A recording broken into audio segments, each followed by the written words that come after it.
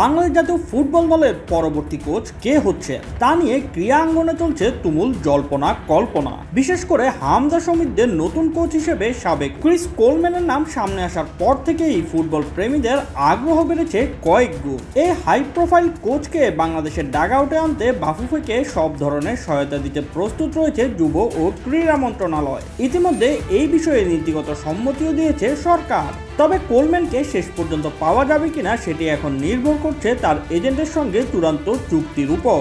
এছাড়া বাফুফের ধীর গতির প্রক্রিয়া বিষয়টিকে জটিল করে তুলছে। 49তম জাতীয় অ্যাথলেটিক্স প্রতিযোগিতার উদ্বোধন শেষে সাংবাদিকদের সঙ্গে আলাপকালে যুব ক্রীড়া প্রতিমন্ত্রী আমিনুল হক বিষয়টি নিয়ে কথা বলেন। এজেন্টের সাথে আলোচনা এখনো চূড়ান্ত পর্যায়ে পৌঁছায়নি, তাই করতে হচ্ছে অপেক্ষা।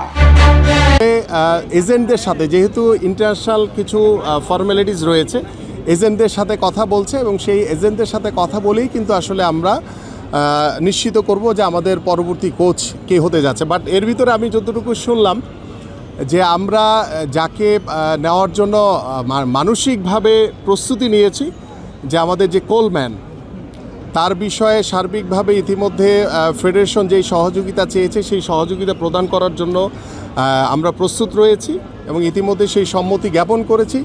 কিন্তু আমি যতটুকু বাফুফে প্রেসিডেন্টের সাথে কথা বলে শুনলাম যে তার যে এজেন্ট রয়েছে সেই এজেন্টের সাথে বোধহয় এখনও পর্যন্ত তাদের যেই বোঝাপড়াটা রয়েছে সেটা এখনও শেষ হয়নি।